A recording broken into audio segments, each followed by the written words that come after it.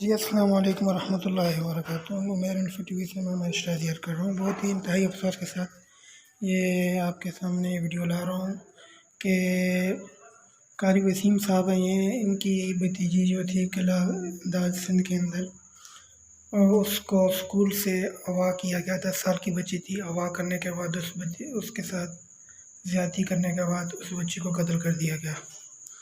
تو دوستو، اب جو مظلوم ہے وہ مدرسے کا ہے، اور اب جتنا سوشل میڈیا وہ سارے ایک اس بدکار مفتی کی ویڈیو اٹھا کے مدارس اور مساجد کے اوپر اپنی ویڈیو ویو لینے کے لیے بنا رہے ہیں۔ تو خدا را اب یہاں پہ اس بچی کے ساتھ جو زیادتی ہوئی ہے، اس کے مجرموں کو بھی پکڑنے کی ضرورت ہے۔ جہاں کہیں جو کوئی درندگی کرتا ہے اس کو پکڑنا ضروری ہے، چاہے وہ جس ادارے سے بھی ہو، وہ کالج سے ہو، اسکول سے ہو، مدرسے سے بھی ہو، جو بھی مجرم ہے اس کو سزا دینی چاہیے۔ تو یہاں پر یہ مولانا بسم اللہ صاحب ہیں، ان کی بھتیجی کو آج صبح اسکول سے جاتے ہوئے راستے میں اغوا کیا گیا۔ اغوا کرنے کے بعد اس معصوم کلی کو، 10 سال کی یہ بچی ہے، اس کو درندگی کا نشانہ بنایا، اور اس کے بعد اس بچی کو قتل کر دیا گیا۔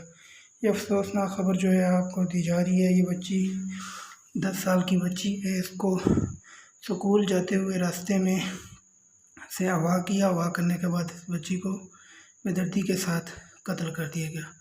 تو تمام دوست جو ہے اس آواز کو زیادہ سے زیادہ شیئر کریں تاکہ مظلوم کو اس کا حق مل سکے۔ تو جن ظالموں نے اس بچی کے ساتھ درندگی کی ہے، اللہ پاک ان کو دونوں جہانوں میں نشان عبرت بنائے۔ ایک بار پھر آپ سے یہ کہوں گا کہ یہ جو بچی آپ کے سامنے خوبصورت سی کلی نظر آ رہی ہے، اس بچی کے ساتھ اس کو گھر سے اغوا کیا گیا، اور اغوا کرنے کے بعد اس کو بے دردی سے قتل کر دیا گیا۔ پہلے اس بچی کے ساتھ درندگی کی، اس کے بعد اس کو قتل کر دیا گیا۔ اور یہ نصرت العلوم جو گجرانوالہ مدرسہ ہے، اس کے قاری صاحب ہیں، ان کی بھتیجی ہے۔ تو خدا را جہاں کہیں ظلم ہو وہاں پہ مظلوم کا ساتھ دیجیے، ظالم کو پکڑنے میں جو ہے زیادہ حکومت کا ساتھ دیجیے۔ تو اس لیے عوام والا سے میں یہ اپیل کروں گا کہ جلد سے جلد اس بچی کے جو قاتل ہیں ان کو گرفتار کیا جائے اور نشان عبرت بنایا جائے۔ اس کے علاوہ اور جتنے لوگ جنہوں نے جس ادارے میں جو غلط کام کریں، ان سب کو پکڑ کے نشان عبرت بنایا جائے۔